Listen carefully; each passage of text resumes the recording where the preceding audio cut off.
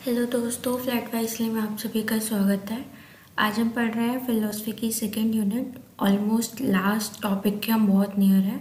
So let's continue. Child rearing practices आज का हमारा topic, which means parenting, and ये मोस्ट इम्पॉर्टेंट टॉपिक है।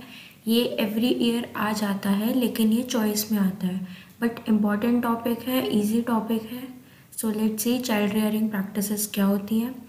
Child rearing practices are the things which every parent do to make their kids a better and successful person.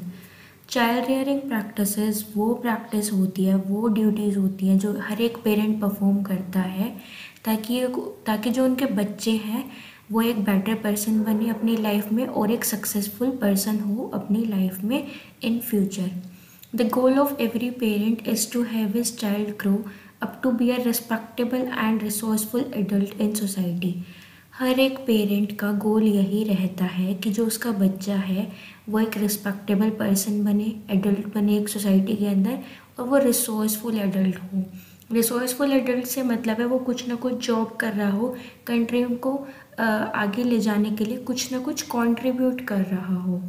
तो वो एक ऐसा resourceful और एक रिस्पेक्टेबल एडल्ट बने सोसाइटी के अंदर, ये हर एक पेरेंट का गोल रहता है। नेक्स्ट आता है practices and its effect on socialisation.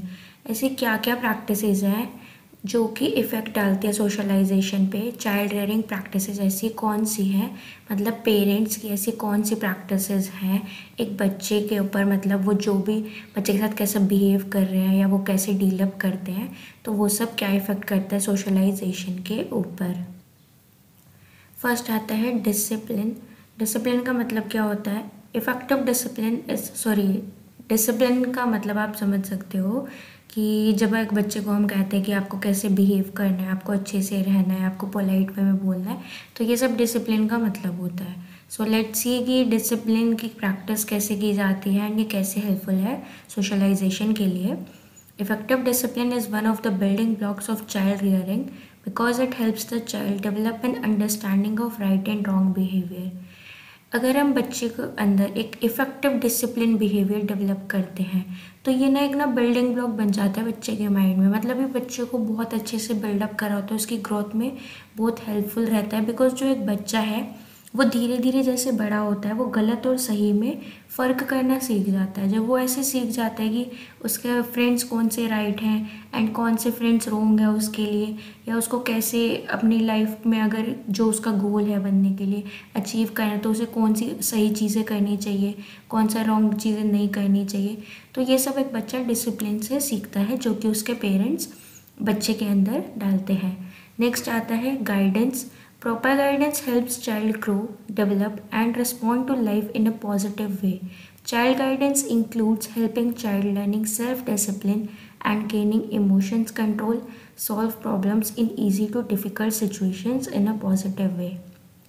Guidance में क्या है, हम बच्चों को जब गाइड कर रहे होते हैं, प्रॉपर जब हम गाइड करते हैं बच्चों को तो वो मतलब ग्रो करते हैं, उनका डेवलपमेंट अच्छे से होता है एंड वो अपने लाइफ को एक पॉजिटिव वे में देखते हैं।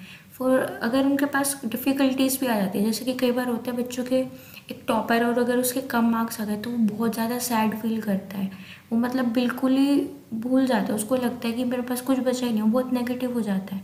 तो ऐसा नहीं होता, अगर हम बच्चों को प्रॉपर गाइड अप करेंगे कि नहीं बच्चे आप आगे अच्छा कर सकते हो, आप अगर नेक्स्ट टाइम ट्राई करोगे तो आप अच्छे मार्क्स लेके आओगे, इट्स ओके, हो जाता है कि आप अच्छा स्कोर नहीं कर पाए, तो हमें बच्चों को पॉजिटिव वे में लेके जाना है। तो अगर हम प्रॉपर गाइड करते हैं तो बच्चे अपनी लाइफ को पॉजिटिवली देखते हैं एंड बच्चे पॉजिटिव, जब हम बच्चों को गाइड कर रहे होते हैं तो वो अपना सेल्फ डिसिप्लिन सीखते हैं, वो खुद से डिसिप्लिन में रहना सीखते हैं। फिर वो चाहे आपकी क्लास हो, आपकी स्कूल हो, या वो सोसाइटी में कैसे हैं वहाँ पे वो डिसिप्लिन में रहते हैं, या फिर उन्हें कहाँ पे कैसा डिसिप्लिन शो अप करना है वो खुद लाइन अप कर लेते हैं एंड वो सेल्फ डिसिप्लिन से रहते हैं।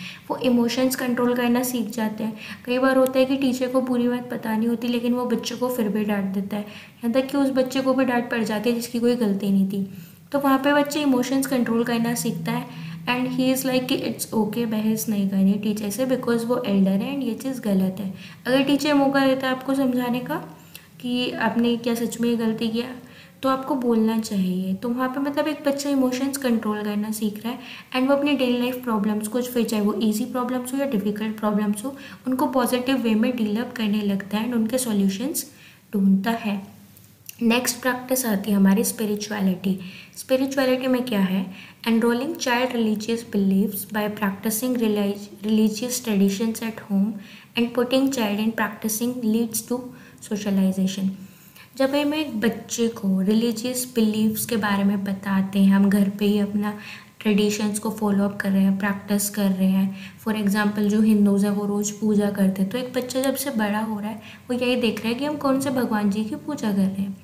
और अगर हम मुस्लिम्स में देखें तो बच्चा जब बड़ा हो रहा है वो रोज़ देखता है अपने पेरेंट्स को कि वो कुरान पढ़ रहे हैं एंड नमाज़ पढ़ रहे हैं। तो मतलब ऐसे वो रिलीजियस बिलीव्स अपने अंदर पैदा कर रहे हैं, बिकॉज उनके पेरेंट्स उन्हें स्टार्टिंग से बता रहे हैं कि अगर आप भगवान जी से मांगोगे तो आपको पूजा करनी चाहिए, हाथ जोड़ने चाहिए, आपको अपनी विशेज़ मांगनी चाहिए, तो वो पूरी होगी। ऐसे ही मुस्लिम्स में बताया जाता है कि आप नमाज़ पढ़ो, आप कुरान पढ़ो, आपके साथ सब अच्छा होगा एंड आप विशेज़ मांगो।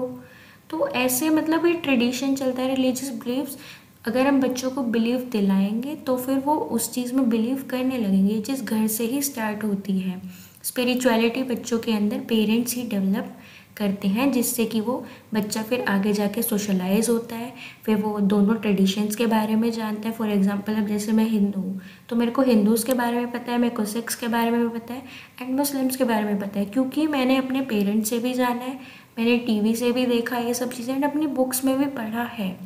तो एक स्पिरिचुअलिटी मेरे अंदर डेवलप हो चुकी है कि हाँ, सारे ट्रेडिशंस, सबका रिलीजन अलग है, सब अलग अलग प्रैक्टिसेस, अलग अलग ट्रेडिशंस को, रिलीजियस ट्रेडिशंस को प्रैक्टिस करते हैं एंड उन सब का अपना एक बिलीफ है। तो हम किसी को रॉन्ग नहीं बोल सकते, हमें सबको रिस्पेक्ट देनी चाहिए। ये भी स्पिरिचुअलिटी के अंदर आता है, जो कि एक पेरेंट बच्चे को सिखाता है। नेक्स्ट हमारी प्रैक्टिस है education. A child needs good education but not only for academic learning but to respect himself and teachers, other fellow mates, their customs and belief. Education से क्या है? एजुकेशन का मतलब है हम जब कुछ पढ़ रहे हैं, हम एजुकेशन का सिंपल मीनिंग है आपने कुछ पढ़ा, इंफॉर्मेशन गेन किया एंड उसको रिटेन कर लिया अपनी नॉलेज में, अपने ब्रेन के अंदर, आप उस बारे में नॉलेजेबल हो। ठीक है, आप एजुकेशन का मीनिंग जब आपको अगर पता है तो आपको पता है कि आप एजुकेट हो रहे हो, आप कुछ पढ़ रहे हो, आप इंफॉर्मेशन ले रहे हो एंड उसको रिटेन कर रहे हो। तो ये जो चाइल्ड को अगर हम गुड एजुकेशन देते हैं, ये सिर्फ एकेडमिक लर्निंग के लिए नहीं होती, बल्कि ये होती है कि आप अपनी भी, खुद की भी रिस्पेक्ट करो, सेल्फ रिस्पेक्ट हो आपके अंदर, आप अपने टीचर्स के रिस्पेक्ट करो, आप अपने एल्डर्स के रिस्पेक्ट करो, आप अपने अदर क्लासमेट्स जो हैं आप उनकी रिस्पेक्ट करो एंड जो आपके टीचर्स हैं, आपके पेरेंट्स, आपके एल्डर्स हैं, आपके क्लासमेट्स हैं, उनके जो कस्टम्स हैं, जो ट्रेडिशंस हैं, जो बिलीव्स हैं, जो रिलीजन है, जो उनके रिलीजियस ट्रेडिशंस हैं, आप उन सबको रिस्पेक्ट करो। ये एजुकेशन हमें सिखाती है। नेक्स्ट आता है गोल्स।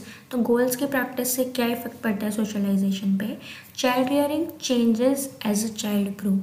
अब जो एक पेरेंट का क्या होता है, चाइल्ड रियरिंग का मतलब है पेरेंटिंग, ठीक है। तो अब जैसे जैसे बच्चा बड़े होने लगता है तो पेरेंट्स उनको उतने प्यार से नहीं समझाते, क्योंकि अब उनका मेंटल लेवल डेवलप हो चुका है बच्चे का, तो वो समझे। जब बच्चा बहुत छोटा होता है तो पेरेंट उसको बहुत प्यार से बार बार समझाते रहते हैं, लेकिन जब बच्चा बड़ा हो जाता है तो पेरेंट्स उनको डांटना भी शुरू करते हैं एंड एक एज आती है 6 to 10 नहीं 10 to आई थिंक 14 ईयर्स तक की एज होती है, जिसमें बच्चा मार भी खा लेता है, ठीक है, अगर वो कुछ गलत करता है। एंड उसके बाद हम उसको पिटाई नहीं करते, उसको बस समझाते हैं। एंड ऐसा बहुत, खैर अब तो बहुत ही रेयर होता है कि पेरेंट्स पिटाई कर रहे हैं, बट ये एक मैं जस्ट एग्जांपल दे रही हूँ कि जब छोटे होते हैं तो उसको प्यार से समझाते हैं, जब बड़े होते हैं तो थोड़ी बहुत मार भी देते हैं, डांट भी पड़ती है, एंड जब बहुत बड़े होते हैं तो हम उनको लाइफ से रिलेटेड एग्जांपल्स देते हैं, उनको मोटिवेट करते हुए समझाते हैं कि आप गलत कर रहे हो। तो मतलब ये गोल्स के अकॉर्डिंग फिर एक पेरेंटिंग चेंज होती रहती है जैसे जैसे बच्चा बड़ा हो रहा है, बिकॉज हमारे पेरेंट्स भी हमसे कुछ ना कुछ एक्सपेक्ट करने लगते हैं। No matter what age, parents involved in his life should be in a supportive and true positive manner. अब चाहे बच्चे की कोई भी एज क्यों ना हो, फिर वो चाहे छोटा है या बहुत बड़ा है या अभी अपने टीनेज में है, हमेशा पेरेंट्स को एक सपोर्ट देना चाहिए बच्चे को अच्छे से एंड हमेशा पॉजिटिव वे में बिहेव करना चाहिए एंड बच्चों के साथ डील अप करना चाहिए। बच्चों को डिप्रेशन में नहीं लेके आना, उन्हें इतना नहीं डांटना, उनके साथ अच्छे से डील अप करना है। सो यहाँ पे ये हमारा चैप्टर फिनिश होता है चाइल्ड रेयरिंग प्रैक्टिसेस से related. And thank you for watching it. Do like it, subscribe it and share it, and for latest updates please press the bell icon below. Bye.